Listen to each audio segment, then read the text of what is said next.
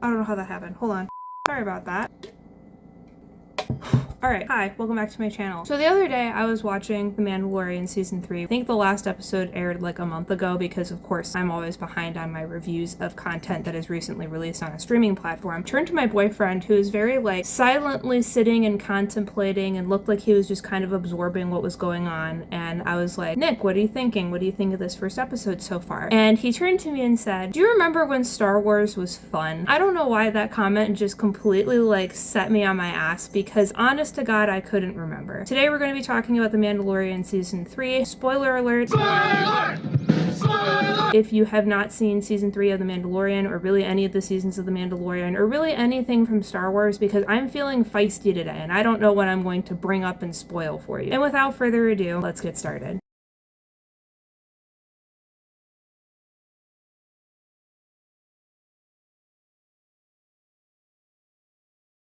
Okay, listen. Okay? Listen to me very carefully. Listen well, brother. I'm listening. I know I've said the same exact thing on my channel so many freaking times now that I'm driving myself crazy having to say it again, but I think it's important to talk a little bit about my thoughts and my position on the Star Wars franchise as a whole before getting into this third season of The Mandalorian for the purposes of, how you say, context. So here we go again. Here we go again. I have a complicated relationship with Star Wars. Sometimes I love it, sometimes I fucking hate it, sometimes it confuses me to no end, and sometimes I wish the whole franchise blew up with the Death Star in 1983. I grew up watching the original trilogy as a very young kid, and ever since, those three movies have become three absolute staples in my love and enjoyment of film and television over the years. I actually just saw Return of the Jedi in theaters for the 40th anniversary of the initial release, and it was pretty fucking rad. I would say my love and appreciation for those films is actually very little to do with Star Wars, and more to do with the fact that I think they're just objectively really great films. You feel like there's a real focused and thoughtful story containing interesting and memorable characters, as well as revolutionary special effects and masterful cinematography, editing, and musical score. I just really love good movies, and these are three at the top of my personal list. And I think my love and nostalgia for the original three films has really kept my finger on the pulse of Star Wars over the years. If anything, just to see what the new generation of films would put out and see if anything would measure up to the original films. And while I can say for sure that there are some things that I did find to be really interesting or really successful takes on the story over the years, there have also been a lot of stinkers. A lot of stinkers. I said it to death on this channel, so I don't want to repeat myself too much again, but to keep it brief, I think Star Wars has just become a fucking mess of a franchise that doesn't know when to quit. Everything has just become an iteration of what we've already seen before, basically taking the same story, the same characters, the same setting, the same tropes, and stretching them beyond the point that anything should ever be stretched. It's so painfully ironic to me that this franchise became popular initially for its innovation and creativity, and now it's become a franchise known for recycling the same handful of stories over and over again because it doesn't know what else to do. Star Wars has completely lost its ability to distinguish between a story that should be told and a story that feasibly could be told maybe, but probably shouldn't, and that probably would never be approved without the IP attached to its name. It's like the whole franchise is a History Channel documentary where things exist for no other reason than to be purely informational and not actually entertaining or even very interesting. Boba Fett was a perfect example of this, and again, I know I'm repeating myself, but this show was actually the embodiment of needing to learn when to leave well enough alone. Sometimes certain things and certain stories are better left to our imagination, because when they're left up to someone at Disney to continue the story, we get this.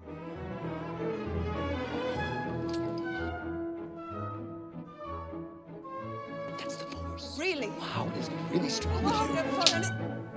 Ow! Solo. Help. Have I ruled with fear? I intend to rule with respect.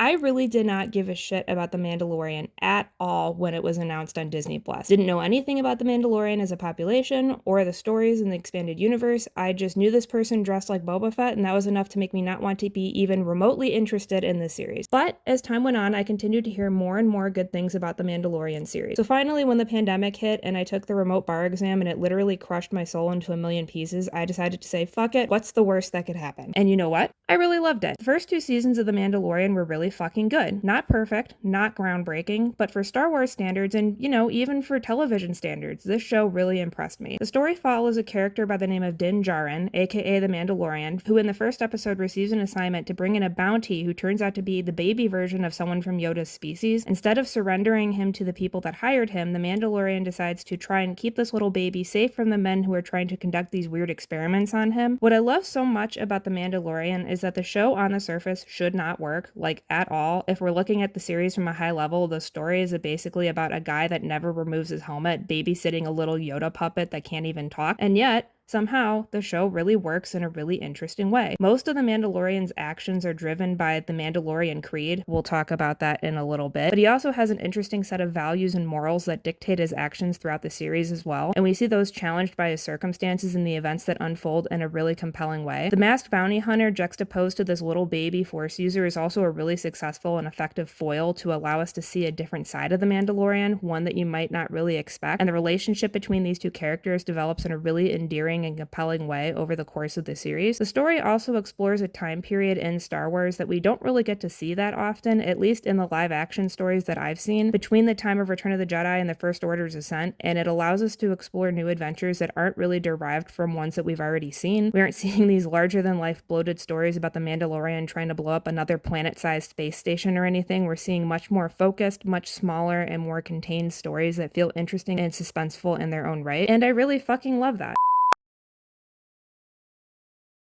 Season 2 of The Mandalorian left off with perhaps one of the most touching moments in the entire series. Din Djarin has finally succeeded in getting Grogu delivered to the Jedi, aka CGI ones and zeros looking Luke Skywalker, and now has to say goodbye to this little creature that he has come to think of as his own son. But that's actually not the most recent development and the most recent bit of information we get about the Mandalorian and his story prior to the start of Season 3, and if you were aware of that fact, then that means you've probably unfortunately seen the Book of Boba Fett Season 1. Now, the Book of Boba Fett was a pretty universally disliked series in the Star Wars universe, but many of the viewers identified episodes 5 and 6 as being exceptions to this generalization, mainly because they didn't relate to Boba Fett at all. In fact, they were episodes almost entirely dedicated to the Mandalorian for really no logical reason whatsoever. Now, it's strange enough to include 2 episodes out of 7 that are totally unrelated to your main character, but it's stranger yet to make these episodes essentially set up major plot developments in The Mandalorian that would make anyone who didn't see those 2 episodes of this series hopelessly confused when they tuned into Season 3. All of the following things happened between Seasons 2 and 3 of The Mandalorian in the Book of Boba Fett. Mandalorian goes to the armorer and realizes that the true owner of the Darksaber is him after having won it in battle against Moth Gideon, but he is not truly a Mandalorian anymore because he removed his helmet and must bathe in some waters on Mandalore to redeem himself with the creed. Mandalorian takes an infant-sized Beskar Moo to Grogu as a gift because he misses him, but is prevented from visiting Grogu because Ashoka believes this will disrupt Grogu's training. Grogu meanwhile is struggling to concentrate on his Jedi training with Luke and is posed with a choice of either accepting a baby-sized lightsaber or an equally silly-looking baby-sized Mandalorian armor as the fate of his future. Grogu decides to return to the Mandalorian on Tatooine and assist him in whatever the fuck was happening in the Book of Boba Fett. I honestly couldn't tell you. And the 2 set off together at the end of the series. So not only does the Book of Boba Fett resolve several character moments for the Mandalorian, but it also establishes the potential starting point for what Mandalorian's objectives would be in Season 3. And these are all things that you would have no information about if you didn't watch the Book of Boba Fett. I really don't understand why the decision was made to not just make these moments part of the Mandalorian Season 3, because they really could have been great foundations for a great portion of the series. But it seems like the writers realized in Season 2 where it left off, it kind of wrote them into a corner and they didn't want to deal with the implications of these decisions, so they just rushed past it in another series so they could start where they wanted to in the 3rd season of The Mandalorian. So, spoiler-free impressions about The Mandalorian Season 3. What the fuck was that? I had a bad feeling about this 3rd season of The Mandalorian for some reason. I don't know. I have a bad feeling about this. I don't know why, I just felt like it wasn't going to be quite as great, and I was pretty much correct. So usually with The Mandalorian, they establish very clearly at the beginning what the plot and the general focus or the goal of The Mandalorian is going to be. It's a very simple, overarching objective, and then everything that happens that follows serves that objective. You know, there's usually smaller missions that are encapsulated in 1 or 2 episodes that further that goal somehow, but it's always working working towards one specific thing, and you always know what that goal is. With the third season of The Mandalorian, my biggest issue was that I had no idea what the goal was until like the 7th episode. There were times where you would think that they were starting to establish something and you thought, okay, this is what the focus of the season is going to be, and then it would get resolved like 2 episodes later. These are things that are like large objectives that could have been expanded into an entire season, and it would have been more than sufficient to serve as a goal and a motivation for the show, but it just wasn't. It seemed like the show was just trying to figure out what its purpose was throughout the entire season, and then settled upon something because it just ran out of episodes. And it's not to say that you have to stick to a particular formula that you've done in the past, but I do think for a limited series like The Mandalorian that only has 8 episodes and that has established itself on telling this smaller story from this particular vantage point of a bounty hunter in this timeline, you kind of have to stick to a formula that it's at least going to keep you focused enough to get through the story where the audience isn't questioning what the hell is going on at every which way. I had no idea what the hell was going on or why things were happening or what the Mandalorian even was doing or why he was doing things for any other reason than plot convenience. I thought the characters in this show were especially disappointing. Some of the characters really didn't have any arcs, any changes, any development of any kind throughout the season. And that's not to say that every season of a show has to have these major character moments, but I do think that it needs to have something if the plot isn't working either. There was a particular character in this show that really seemed to kind of outshine the Mandalorian. The Mandalorian a lot of times felt like he was a side character in his own series, and while I don't necessarily think it's a bad thing to focus equally on other characters other than the Mandalorian, I do think you need to make the Mandalorian feel like he isn't just like a plot device in his own show. Certain characters just felt like they were completely useless. A lot of the characters were just bouncing from thing to thing, kind of like in a video game, like I mentioned in my Quantum Mania review, where characters are just going from objective to objective without really any sense of agency over what they're doing. Some of the world building in this show, in this third season, was very interesting, but I think it did so in a very clumsy way that didn't quite connect everything together to make it make sense. I do think the show did continue to have good special effects, good action. It looked really good. I think it looked way better than the Obi-Wan Kenobi series by a long shot, but I really didn't feel that engaged in this season. And it's a super big bummer because The Mandalorian was one of the few shows on Disney Plus in the Star Wars franchise that made me have some sort of feeling like we were returning to the reasons that made Star Wars so successful in the first place. And this just felt like a little bit of a mess.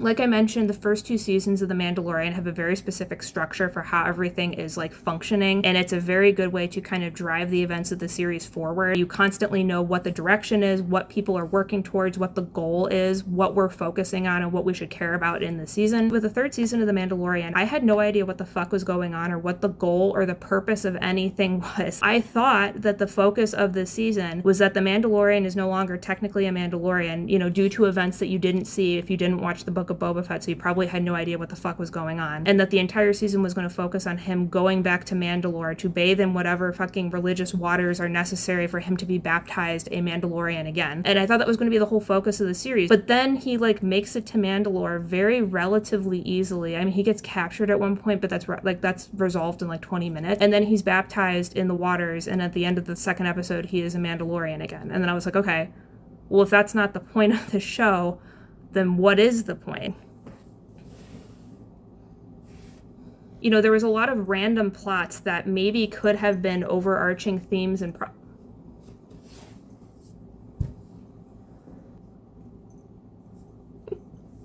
there was a lot of things that were introduced into this season that could have been on their own overarching themes that drove the rest of the story, but they were just kind of like introduced and then resolved within an episode or two. There was a whole theme of like retaking Mandalore, which ended up being the theme of the entire season, which is a fine direction in its own right, but it wasn't even really like established firmly until the 5th or 6th episode. And then you're also at that point kind of questioning if that's another thing that's just going to be resolved in 1 or 2 episodes. There was a surprising amount of episodes that really felt like filler episodes in this season. There was a lot of other like storylines that felt like recycled things that we have already seen in this season alone. There was like 4 different storylines across these 8 episodes talking about like a monster that was attacking the Mandalorians and how they had to like go rescue somebody or like get them out of a bad situation. And that happened 4 times in this season. Similar to the book of Boba Fett, in this show there was also a very strange one-off episode in the 3rd episode of this season. The story focusing on characters and events that are almost entirely entirely unrelated to what's going on with the main plot. There is this one-off story about Elia Kane and Dr. Pershing, kind of part of this post-criminal reformatory program through the New Republic, and you see them developing a bond, and you see Dr. Pershing wanting to pursue his cloning research again, because he was the one that was doing tests on Baby Yoda in the first 2 seasons. Dr. Pershing gets betrayed by Elia, and then he gets his memory erased by the New Republic. And it's a very interesting episode in and of itself, because it kind of gives light into what's going on in the New Republic and gets like a little slice of what day-to-day life is like in this time period, which we really haven't seen before, and it's done in a very interesting way. But it has literally nothing to do with anything else that happens in the series. When it happened and when we saw that episode, I thought, okay, well, I don't really know what's going on or why this is important, but it will make itself known at some point in the series. But it like kind of didn't. Yeah, the only big payoff was the fact that we find out that Elia Kane is still working for Moth Gideon, and she had Dr. Pershing's memory wiped so that he wouldn't talk about cloning technology because Moth Gideon was still continuing his cloning work. That could have been established in like a 10-minute thing. The fact that you spent an entire 50-minute episode to establish that, the payoff does not justify the amount of work that went into talking about it. Like, yes, we get insight into interesting things, but the pacing and the cadence of the story as a whole, it just felt completely jarring and completely different from everything else that we're trying to work on. Either needed to be well integrated into the story and everything else needed to kind of mold around that better, or it just needed to be cut down, because it did not really make a ton of sense. So overall, the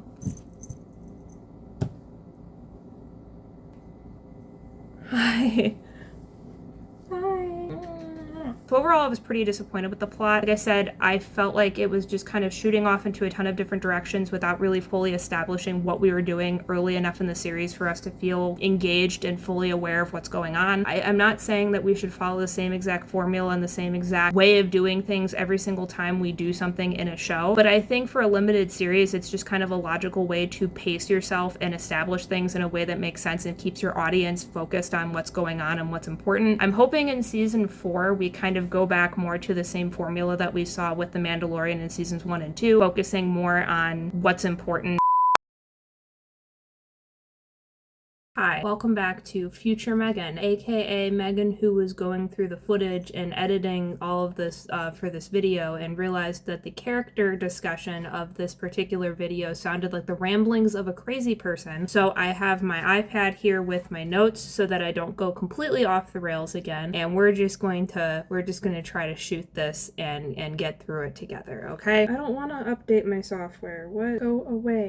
So talking in general about the characters from season 3 of The Mandalorian, I would say that the character arcs and development and depiction in this 3rd season was on the whole extremely disappointing. And that's really kind of a bummer, considering the fact that the first 2 seasons of The Mandalorian actually had a considerable amount of character growth and character-driven stories. A lot of the characters just felt like they were the same exact person and the same exact depictions from beginning to end in the series. There wasn't any development, any growth, any personal insight to make the audience think differently about them or have any more information about their experiences or their thoughts and feelings about what's going on in the series. You might be thinking that might not necessarily be a huge deal breaker for a show, because not every show is super character driven. Not every show needs to have every single character endure this massive change every single time. And I would technically agree with you, but like I talked about with the story and the plot, that really didn't necessarily work either. So it starts to beg the question, if the story doesn't land and the characters don't land, what exactly is the point of the season? What exactly are we getting at here? No, seriously, Disney, I really want you to answer this, because I honestly don't know.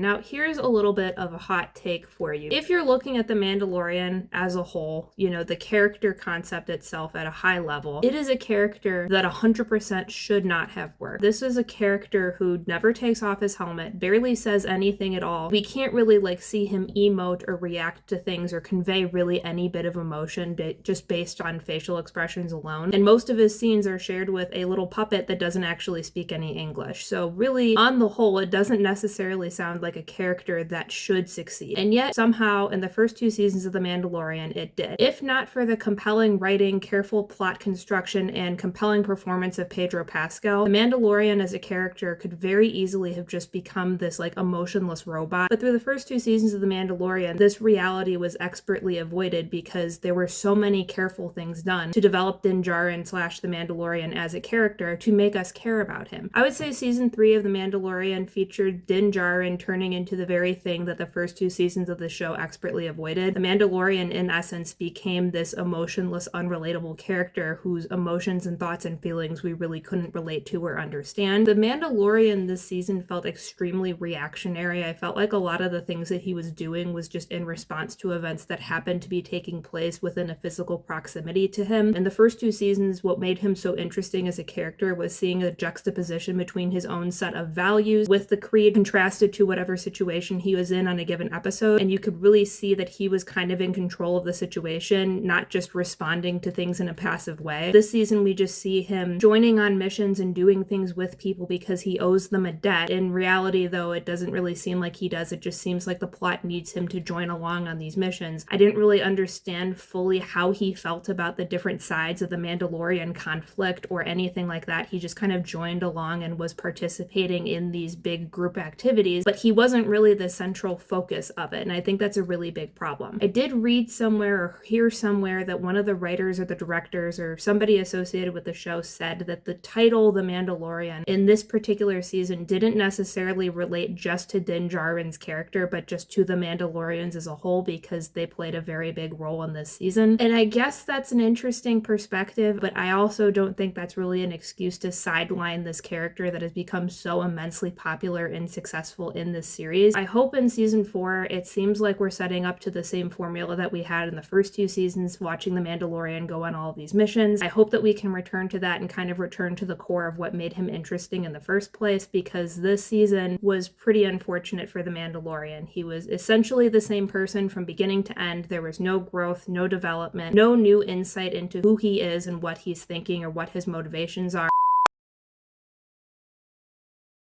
Here's the thing. The thing that worked about Baby Yoda / Grogu in the past was, 1, he made Disney a lot of money by selling toys and other merchandise with his name on it, and 2, because he was a perfect juxtaposition to the Mandalorian as a character. Like I said earlier, the Mandalorian is a mass bounty hunter who doesn't say a whole heck of a lot, and Baby Yoda was a perfect opportunity to kind of have something that the Mandalorian can interact with and talk to and react to in certain situations, and he brought out a side of this apparently cold and ruthless, straight-laced assassin that we wouldn't have normally expected. It allowed perfect format for Din Djarin to experience this wonderful character growth throughout the first 2 seasons of the show. Their reluctant transition from being bounty hunter / bounty to this pseudo father-son relationship was the core, the emotional core of this first 2 seasons of the show. The Book of Boba Fett essentially took what should have been the main focus for this character throughout season 3 and essentially rushed through it in the 2.5 episodes that Grogu and the Mandalorian appeared in this other television show. I don't really necessarily understand why that decision was made, but the reality is that it left this Grogu character in a situation where we really don't have much else for him to do in season 3. Throughout the course of this season, again, kind of like The Mandalorian, there really wasn't any arc or new information or new developments as to his character or what his thoughts and feelings are in a given situation. There's this whole thing about him,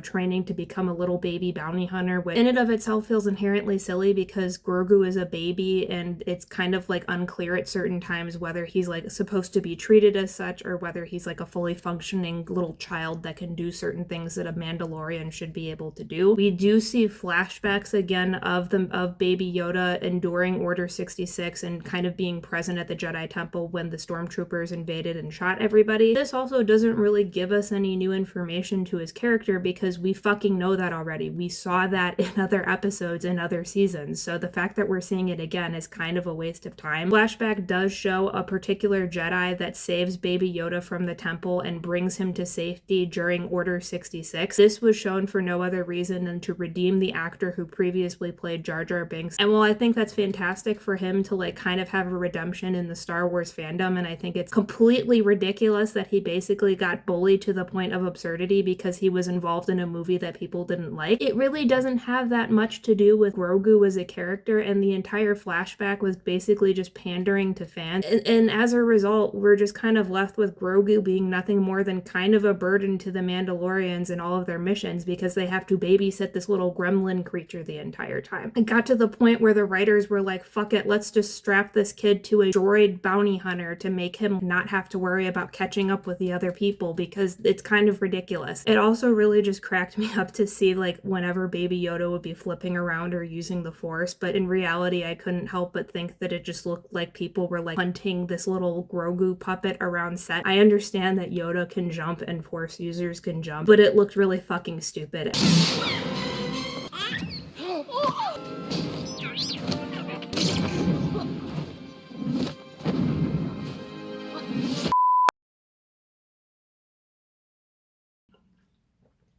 Okay. Let me make a little disclaimer here. I know that Bo-Katan and the Mandalorians in general, but specifically Bo-Katan is a character in one of the animated shows. I actually didn't know that until a couple weeks ago. And while I'm sure she's great in that, and I know that those shows set out a particular trajectory for that character, I'm not going to discuss anything having to do with that in my analysis of her as a character in this show, because I don't think it's necessarily a prerequisite for me to have seen all of those other animated shows to understand or appreciate her in this iteration.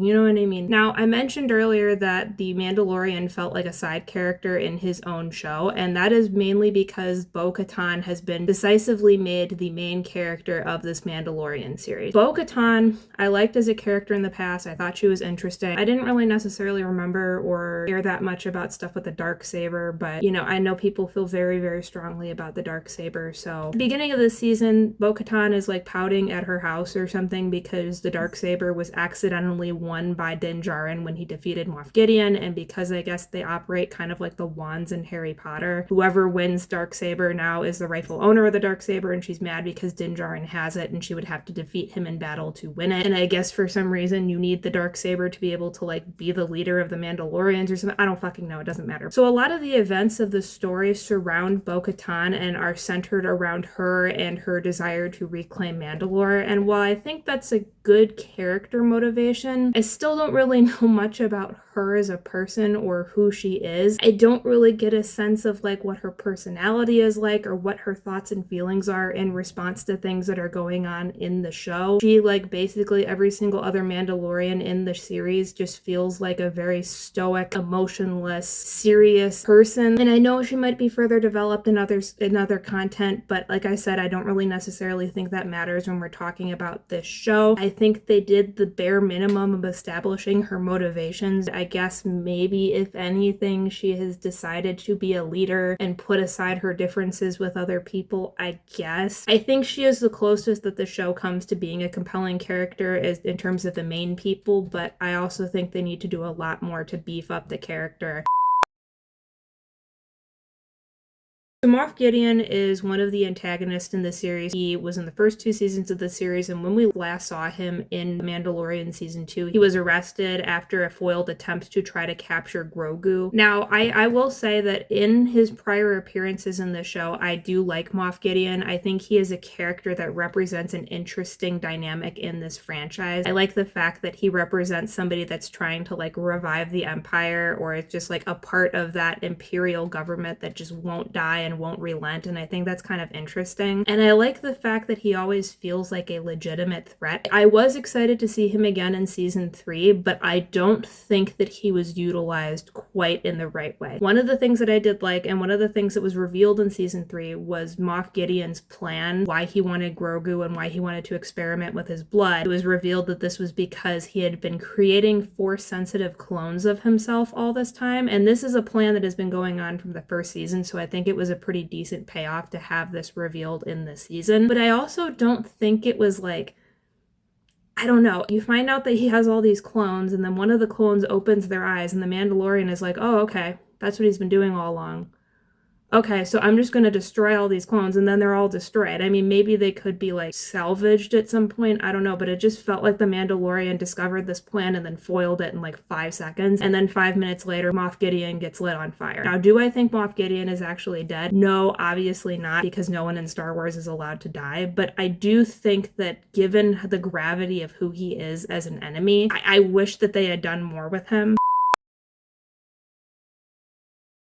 When we find Penn Pershing in this episode, we see that he is part of this New Republic rehabilitation program, and we see he's put at a desk job at like whatever is the equivalent of Space Thunder Mifflin, and it seems kind of like a miserable position. Constantly has to like report his whereabouts and his activities to this New Republic check-in parole officer robot or something. And you can see at first he's like maybe trying to convince himself that everything is good and that he's like going to be a member of society again. You see him like very slowly regress back into feeling miserable over the fact that he can't continue his research, which is what we've seen him do in the past 2 seasons of The Mandalorian. He was the one doing experiments on Grogu for Moth Gideon. He befriends one of Moth Gideon's former assistants or employees, Elia Kane, and she kind of convinces him to continue his research on cloning. When he's trying to get his hands on a mobile laboratory, she reports him to the New Republic and he gets his mind wiped. He actually kind of fucks with the dial a little bit and permanently damages his brain. I think his ending in this episode was quite sad and actually quite interesting because it gives some insight into what the New Republic is like and how things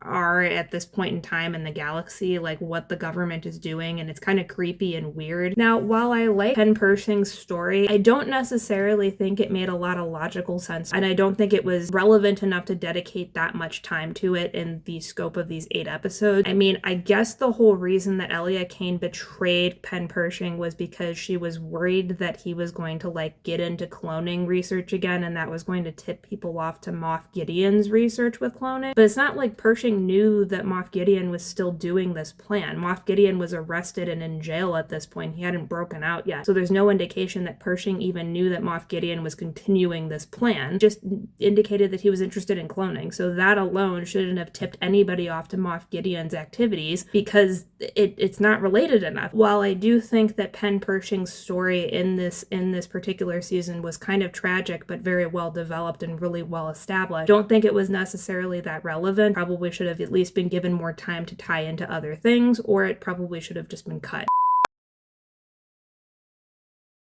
We should probably talk about Elia Kane as well. We see that she worked for Moff Gideon and she's also part of this rehabilitation program. She decides to betray Penn Pershing and wipe his brain and permanently fuck up his memory, but we don't exactly know why when she does this, and I actually thought that was a really intriguing aspect to her personality and her character. I couldn't tell exactly at first if she was doing this because she was really part of the New Republic or if she was working for Moff Gideon and just wanted to like work on his behalf to silence this particular person. I couldn't tell at first, and I thought that was pretty interesting. But her payoff also wasn't related enough to everything else to justify this episode that completely went off track in a completely different direction from what was going on with the plot. The whole payoff with Elia Kane's character was that she was revealed to have wiped Pershing's brain on Moff Gideon's behalf, and we just see a scene of her communicating this to Moff Gideon and telling him that the Mandalorians are trying to take over Mandalore, which is something he probably could have figured out on his own. So it's not even really like she came back in some way. She was just an informant, and that was that. I find it so strange that there are these really interesting nuggets and ideas, but the show didn't like flesh them out enough to feel fully intertwined with everything else going on when they very easily could have been. I think they just got like tunnel vision with the Mandalorians, and that was that.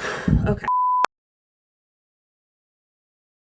Now let's talk about the armorer. Okay.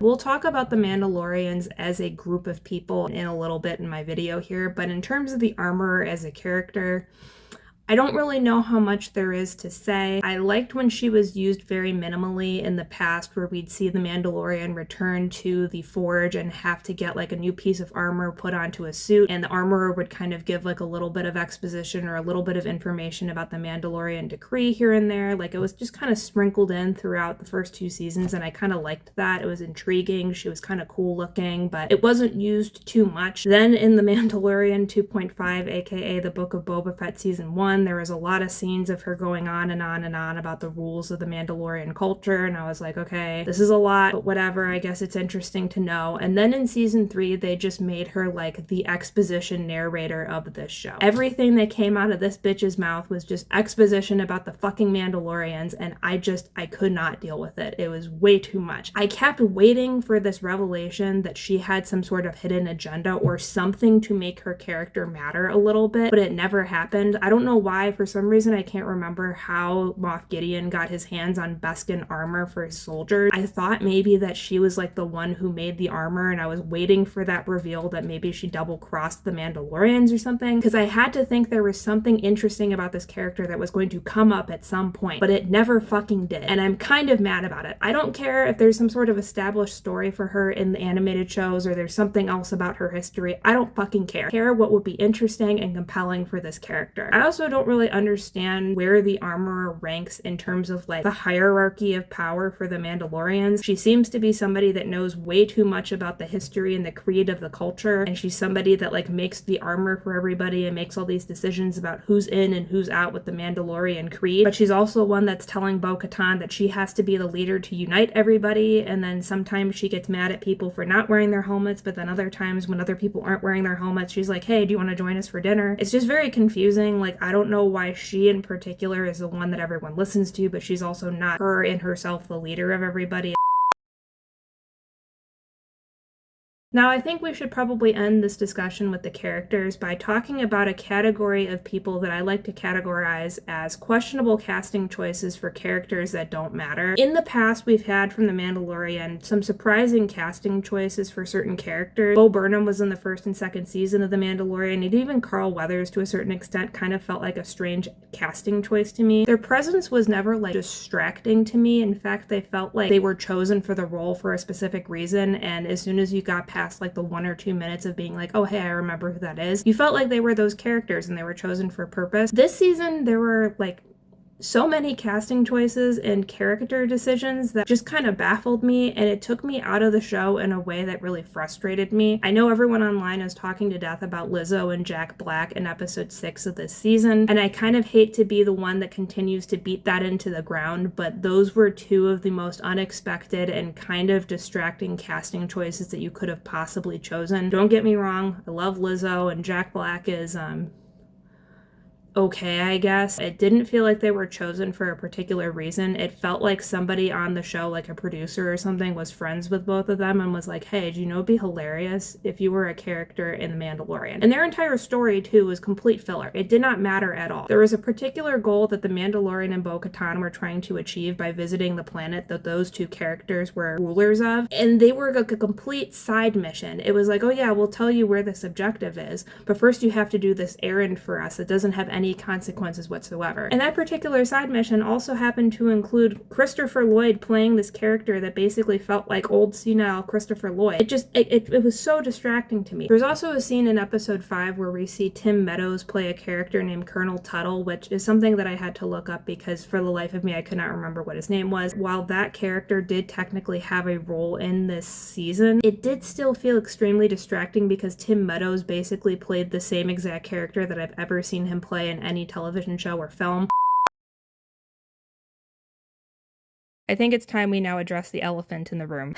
It's time to talk about the Mandalorians now. Here's another hot take for you, because apparently I'm just full of super hot takes today. The Mandalorians kind of suck. Here's the thing. I get it. I understand that many people like the Mandalorians, and they were something that was explored much further in certain animated spin-off series in the franchise. I understand that. And while I would admit for the first 2 seasons of the show, I kind of gave a shit about the Mandalorians too. I really did. I'd hear little snippets about the Mandalorians from Din Djarin and the Armorer and whoever the fuck this guy was, and I would be like, okay, that's kind of interesting. That's kind of neat. What an interesting little culture. But I think the failure of the Mandalorians as a component to this story in season 3 really boils down to an issue of show versus tell, and that's something that not only plagues a lot of other Star Wars content, but really other inferior film and television series as well. When you're consuming a movie or television show, the content is always trying to feed you information. It's trying to establish the story, the setting, the larger universe we're existing in, and the characters. I mean, duh, right? That's literally the job of a movie or a television show. But the thing that really differentiates the good content from the bad is how it delivers this information to its audience. Does it just dump exposition bombs on you about what's going on or what the character's personality trait is like? Or do they show you by weaving certain details into the plot that demonstrates these things by a person's actions? And for me, the latter is just a far more engaging type of content and a much more enjoyable way to watch and get this information. For example, in the original trilogy films, we immediately get the sense of why the Empire is bad, just from their actions alone. We don't have to have someone tell us, oh yeah, the Empire is a bunch of bad seeds. We immediately see them invading ships, strangling people, blowing up planets, stationing themselves on various other planets, and intimidating people. Like, we get it. These people are evil. No further explanation needed. The story is showing us all of the ways that this government is terrible without having the story clumsily including dialogue about a person discussing the bad nature of the Empire. Contrast that to the prequels, where everyone would go on and on about how great of friends Obi-Wan and Anakin are without actually showing us any moments of their friendship. There were no moments to show because they do not exist. It doesn't feel that believable to us because it wasn't shown to us. We just have secondhand knowledge of people talking about it. In the first 2 seasons of The Mandalorian, we learned about the Mandalorian culture by seeing the Mandalorian have this devotion to this creed, challenged by whatever situations he was in the story. We see him respond in a way that reflects his core values as well as his devotion to this culture, and in turn we learn about the culture based on his actions. In other words, we learn about the Mandalorians by having it shown to us, not having it barked at us by a bunch of clunky exposition bombs. Season 3 of The Mandalorian really did not do a whole lot to show us how the Mandalorian culture works. Instead, it kind of just talked at us for a lot of these episodes about how the Mandalorian culture works. You have a lot of scenes where the armorer is just kind of saying things and rolling on and on and on about the rules and values of the Mandalorian culture. It's not really woven into the story in a way that makes it interesting to consume, so you just have this History Channel problem of having it presented to you as an educational lecture instead of it being entertaining. You'd have so many scenes of people talking about the tension of the various different sects of the Mandalorian culture and all of their differences and practices, but in my opinion, it didn't really feel that necessary because it could have just been demonstrated to us by showing them interact with one another. And I mean, they did do that a little bit, but not nearly enough. And this was also after a ton of scenes of everyone explaining this, so at that point, it just kind of felt like, okay, I knew this already and it's not very interesting to me anymore. Now, as characters and as contributors to the actual plot and story, I really did not find the different storylines about the Mandalorians as a group to be that interesting. I mean, I guess the idea of trying to reclaim Mandalore could have been okay, I guess. But the Mandalorian people were just so fucking boring to me. Like I mentioned earlier with Din Djarin, if you don't put in the work to make the characters themselves compelling and interesting, you just have a bunch of people in masks standing around talking in platitudes. Doesn't necessarily make for interesting content when you have this group of people that, for all I know, feel like empty, hollow shells of characters, and I should only care about them because the Mandalorian cares about them, and he only cares about them because they share the same religion. Sorry, but that just ain't gonna cut it for me. And I swear to Hashirama, if I hear one more person say the words one more fucking time, "This is the way," I will lose my mind. This is the way. This is the way. This is the way. This is the way. This is the way. This is the way. This is the way. This is the way. This is the way. I think these fuckers say this is the way more than the kids in Cobra Kai bow while making eye contact. It's insane. And I know the Mandalorians are explored more in other Star Wars content, and I know people really like them, but if you take that information in my opinion that should not be required to understand or enjoy this show, and set it aside, there's really nothing to this group in season 3. It's so bland and uninteresting, and to be honest, they all kind of looked very silly to me whenever they were on screen. I know the painted outfits is supposed to differentiate to make it seem like there are different people and distinguish the different Mandalorian characters from one another, but there was something about them training in broad daylight on that little desert planet that just reminded me of those Comic-Con groups photos where everyone who cosplays as the same character gets together to get a group picture. I'm glad next season it looks like Din Djarin is going to be departing from the Mandalorians a little bit and going back on his bounty hunter adventures, because really I think the Mandalorians were not super well established and he just kind of got lost in the shuffle with everyone else. Okay, now here's where it gets a little complicated for me. One of the things that really appealed to me about The Mandalorian in the past seasons was the fact that it told a story about a time period that we have not seen explored before in this franchise. It takes place about 5 years after the fall of the Empire and some unknown point prior to the events of the rise of the First Order. It's also telling the story from a vantage point of a bounty hunter who doesn't really fall on any definitive side of good or evil, unlike many of the stories that we've explored before in Star Wars. This, combined with thoughtful storytelling and compelling characters, has really made The Mandalorian one of the most successful examples of world building in the Star Wars universe. It's not beating into the ground things we've seen before, but rather is looking at something new from a very unseen perspective. Season 3 of The Mandalorian did include a lot of its story focused around the Mandalorians, but putting those aspects aside, I still do think Season 3 of The Mandalorian did continue to introduce new and interesting insights into the state of the universe in Star Wars at this point in the timeline, and I do think it was a positive contribution to the overall series. One of the overarching themes we've seen from The Mandalorian before, while the Empire has fallen and the quote-unquote good guys had won the war, that doesn't necessarily mean things are going to be automatically okay for everyone in the galaxy again. There's a lot of instability and unrest in certain institutions that still need to be uprooted despite the fact that the war is over and the rebels have won. Season 3 continues this trend by showing that the New Republic is being overloaded bureaucratic nightmare that can't process things fast enough to actually deal with legitimate threats in the galaxy. When hearing of reports that pirates are taking over Navarro and there's nobody there to help, Colonel Tuttle basically says that that's too bad because Navarro didn't sign some sort of bullshit treaty, so they're on their own. I've talked a little bit already about how, despite the fact that season 3, episode 3 did feel very disjointed and out of place and didn't have the proper payoff for its involvement in the season, if you put season 3, episode 3 in a vacuum, I did actually like it because it did a lot of interesting world building for the universe. To see the Republic going to the extent of brainwashing former criminals to wipe their memories when they don't comply with the new order, which is not only extremely creepy and dark, but also really fucking interesting. It's taking a concept of what we would have expected from the quote-unquote good guys winning the rebellion and subverts your expectations by showing them as also being incompetent and problematic in their own ways. And it doesn't do it in the way that Phantom Menace does by bogging everything down with tax laws and embargoes. I thought it was really cool. But then again, I have to remember that while this episode was really interesting and did have a lot of potential to explore new stories, it didn't actually really lead anywhere for this specific season. So while I said before I could put this in a vacuum and say I thought this episode was good, it does make me feel really conflicted about praising it because it was very misplaced in this season and not really handled well to lead to anything further. So in conclusion, would I recommend The Mandalorian Season 3? I don't know. Here's the thing. I would 100% recommend season 1 of The Mandalorian, most of season 2 of The Mandalorian. I don't know if I would recommend season 3. It's tough because I do think there are good aspects of this show. I just think it got completely lost in what it needed to focus on. The best parts of The Mandalorian were Din Djarin and The Mandalorian himself, and I feel like we just got not nearly enough of that in this season, and as a result, it just felt something completely different from what made it so great and so special in the first place. You know, it's not like The Mandalorian in its heyday is like the most groundbreaking, like revolutionary type of content in the world, but I do think it's a really solid, really entertaining story, and I wish that it would just kind of get back to those fundamentals and recognize what makes it good and what doesn't. And I think that's also something Star Wars really struggles with, is like assessing and taking stock in what people are responding to the most. Honestly, with this, how this show concluded in season 3, I don't really see a super clear direction of what they're going to do next, and I don't necessarily feel like a burning, compelling desire to find out. And I don't know if it's just because a lot of the things in season 3 annoyed me, or just because there wasn't a clear setup for what the conflict was going to be or what the objective or their goal was going to be next, other than the Mandalorian just returning to taking bounty work with Baby Yoda. Or maybe it's a combination of both. I have no idea. Thank you guys so much for watching. If you like this video, make sure to like and subscribe. Let me know down in the comments what you think of season 3 of The Mandalorian, and what other videos you want to see me make next. I'm going to go pay attention to my cat now because otherwise she's going to murder me in my sleep. So, goodbye.